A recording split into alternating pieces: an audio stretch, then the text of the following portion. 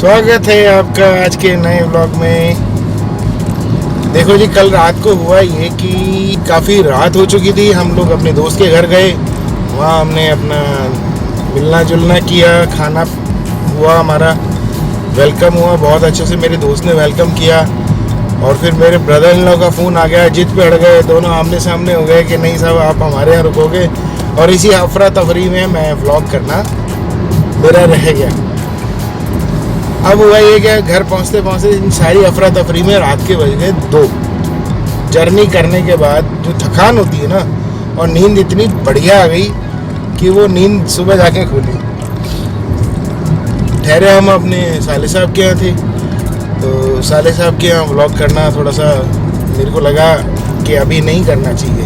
तो अब हो गई सुबह, नाश्ता किया और अब हम निकल पड़े हल्द्वानी की ओर, टुवर्ड्स हल्द्वानी वहाँ जा रहे हैं। और इस वक्त हमने नोएडा एग्जिट करके पकड़ा है ये दिल्ली मेरठ एक्सप्रेस वे, और इसके आगे जो है हापुड़ तक जाना है हमारे को।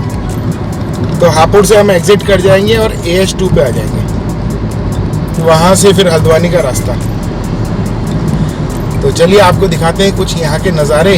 100 की स्पीड लिमिट है और 100 पर ही चलना है। तो चलिए आपको भी दिखाते हैं, आप भी आनंद लीजिए हमारे साथ। हाँ जी, हमने अपना पहला टोल जो यहाँ से हल्द्वानी के लिए जाने के रास्ते पे है क्लियर कर लिया है। अब हम चढ़ गए हैं अमरोहा वाले पुल पे, और साइड में खेत ही खेत।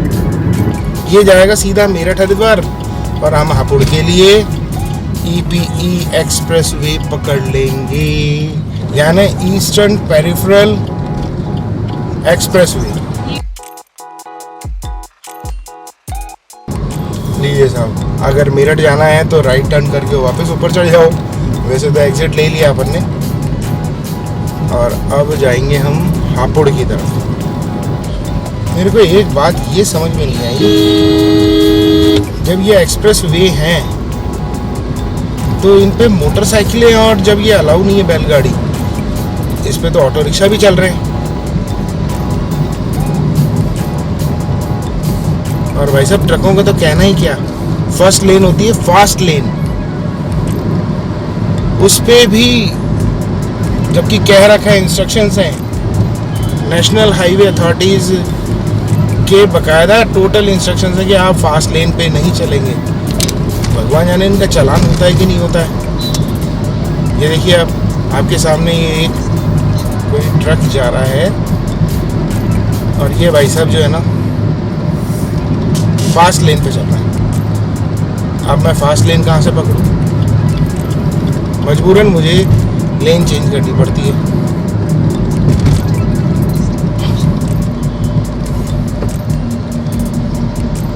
ऑटो रिक्शा वाले भाई साहब तो एक ऑटो के अंदर 10-10 आदमी बिठा के जा रहे हैं। ये देखो बाल लटकते हुए।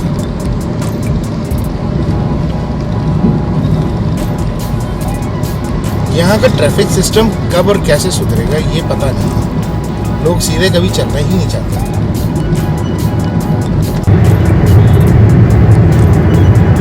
देखिए जी, हमें आगे ना धुंध दिख रही है। धुंध है, फॉग है या स्मॉग है ये पता नहीं, पर बहुत ज्यादा धुंधला धुंधला हो रहा है सब कुछ। साइड में गन्ने के खेत दिखाई दे रहे हैं। गन्ना तो यूपी शुरू हो गया ना, मुरादाबाद आने वाला है, तो गन्ने तो मिलेंगे ही। बस इसके बाद फिर जब उत्तराखंड में जब एंटर होंगे ना, वहाँ की आइटनरी बिल्कुल डिफरेंट। वहाँ क्या मिलेगा? वहाँ थोड़ा सा पहाड़ी क्षेत्र हो जाता है, तो आपको वनस्पति जो है ना वो डिफरेंट हो जाती है। यहाँ पे आपको खेत वगैरह मिल ही रहे हैं, वहाँ जो खेती यहाँ हो रही है वहाँ अलग तरीके से। वहाँ स्टेप फार्मिंग हो जाएगी, वहाँ एप्पल वगैरह मिल जाएंगे, कीवी वगैरह होगा, और भी बहुत सारी चीज़ें हो जाएंगी, जैसे आड़ू, प्लम हो गए, आड़ू हो गया, मतलब वही सारी चीज़ें चेंज हो जाती हैं। चावल के खेत अलग तरीके से नदी किनारे मिला करेंगे। नदियों के डेल्टा जो है वहाँ आके मिलते हैं हल्द्वानी के आसपास में या इधर, तो वो मिट्टी अलग अपना ऑरा देती है। उसका ऑरा ही अलग होता है, उसका तरीका ही अलग होता है। वहाँ की जो वनस्पति है, जो यहाँ की वनस्पति है, उससे डिफरेंट हो जाएगी, वो थोड़ा औषधीय हो जाती है। क्योंकि हिमालय की तराइयों में बना हुआ है उत्तराखंड, तो वहाँ अधिकतर जड़ी बूटियाँ मिलेंगी आपको, मैक्सिमम। टोकरियाँ नहीं है ना? नहीं, कुर्सियां हैं, स्टूल हैं। और यहाँ के मुड्डे जो है ना, हमारे राजस्थान के मुड्डे से बिल्कुल अलग होते हैं।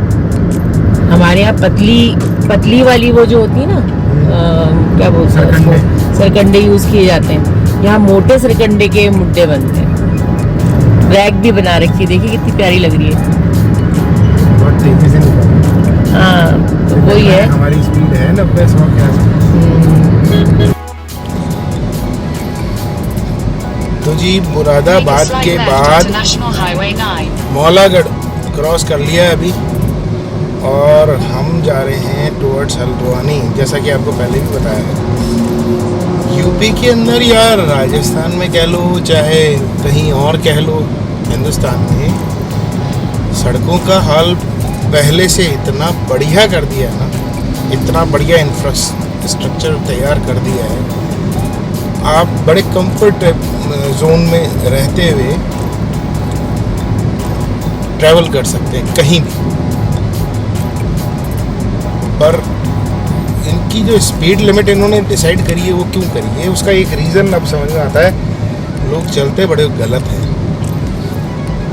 हमारे यहाँ रूल्स का मतलब प्रॉपर रूल्स कोई अंडरस्टूड नहीं करता। बस ये है कि हाँ साहब रोड बन गई है और गाड़ी पे एक्सेलरेटर दबाना है, और एक्सेलरेटर वो चाहे गलत दिशा में जा रहे हैं, चाहे रॉन्ग साइड चल रहे हैं, चाहे किसी और तरीके से चल रहे हैं, कोई ट्रैफिक रूल्स मानने को तैयार नहीं है। और कोई गलती हो जाए तो वो मानने को तैयार नहीं है।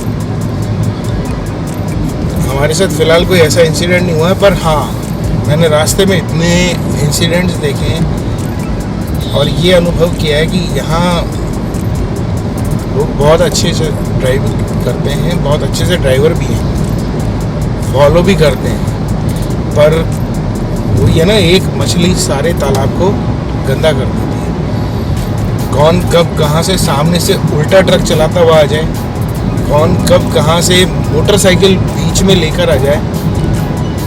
जिस रोड पर मोटरसाइकिल और बैलगाड़ी अलाउ नहीं है, वहाँ ऑटो रिक्शा और बैटरी रिक्शा चल रहे हैं। आश्चर्य है, क्यों अपनी ज़िंदगी के साथ खिलवाड़ करते हैं। गलत ना चले, अच्छे से ड्राइव करें, खुद भी सुरक्षित रहे और दूसरे को भी सुरक्षित रहने का मौका मिले। राज आ गया, देखिए जी, नदी गंगा जा रही है आगे।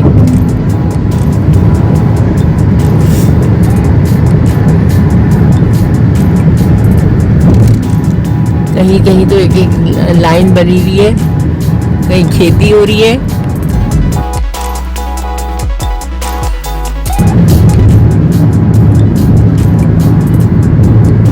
खेत के पास में ये छोटी छोटी झोपड़ियां दिख रही है ना फूस की, वो पता है क्या है, वो कंडे स्टोर करने के लिए एक उसका छपरा बनाया जाता है यहाँ पे, वो है। छोटे छोटे आलू जा रहे हैं, देखिए भरे हुए ताजे ताजे आलू निकले हैं खेतों से। ये देखिए, मतलब लोग अपनी जान के साथ तो खिलवाड़ कर ही रहे हैं, दूसरे का भी बिल्कुल ख्याल नहीं है उनको।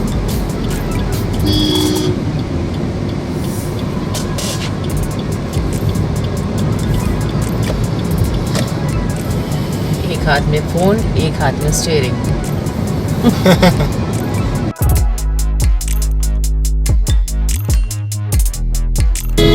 Uncle uncle uncle uncle uncle uncle uncle uncle uncle दबाई देंगे पूरा।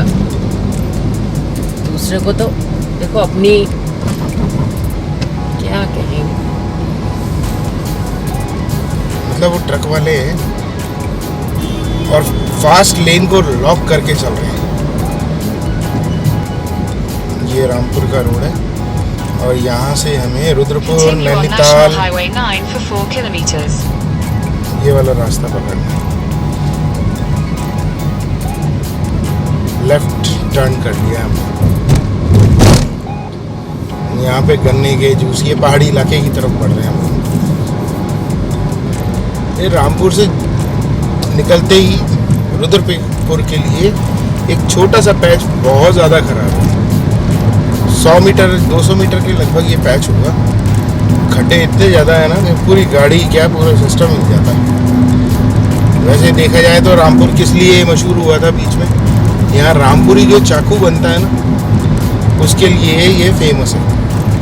और यहाँ पर एक चीज़ का विशेष ध्यान रखना ज़रूरी है, पशुधन जो है ना बीच में हाईवे के डिवाइडर पर अक्सर बैठा हुआ मिल सकता है। और ये फिर पहाड़ी इलाका है, ये देखिए गाय लड़ती भी कभी भी आ सकती है।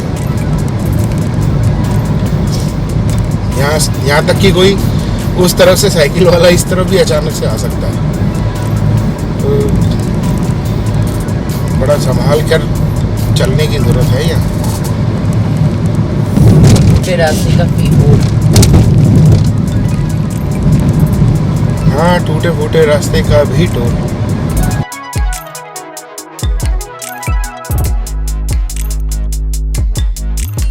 यहाँ का रास्ता बहुत बेकार है। हाँ, ये रुद्रपुर पहुँचने में अभी 10 किलोमीटर बाकी है। और ये जो है ना कोई रेलवे फाटक है, तो वहाँ पे ना लंबी लाइन लगी है।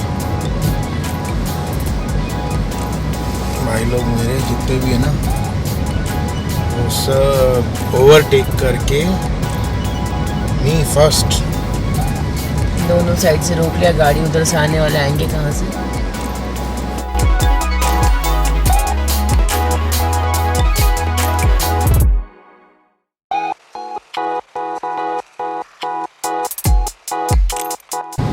ये हम एंटर कर गए हैं रुद्रपुर हल्द्वानी रोड।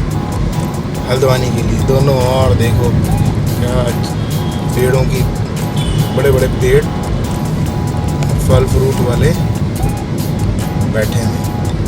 एक और आया रेलवे क्रॉसिंग, एक रेलवे क्रॉसिंग और है।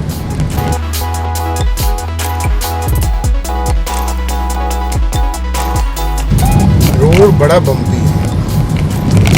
और भाई साहब आप भी आ जाओ।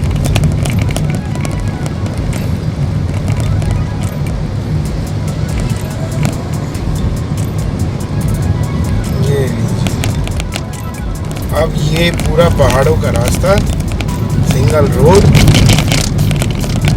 ऐसे ही चलता रहेगा। बंदर भी है, खूब सारे बंदर है। यहाँ बंदर देखो, ये देखो, बेचारे का हाथ नहीं है।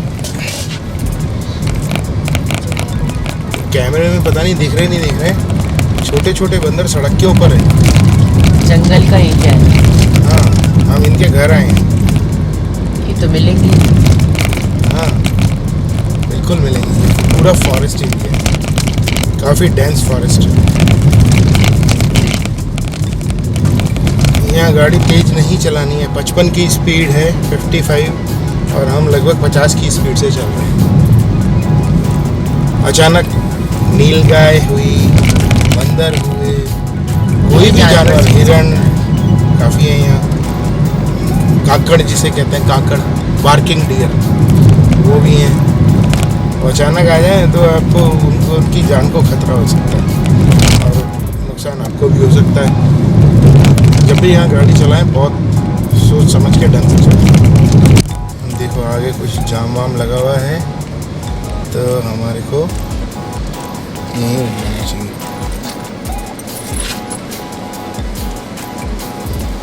वरना आगे वाले सामने वाले कैसे आएंगे। तो ये आगे दिखा उसको, दिखा। रेलवे क्रॉसिंग था, जंगल में आग लगी हुई है।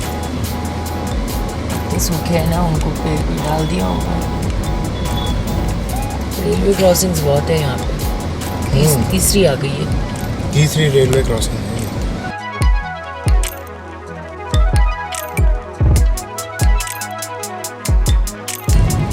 ये है पहाड़ों के रास्ते, सिंगल लेन। यहाँ आपको बहुत तसल्ली से चलना है।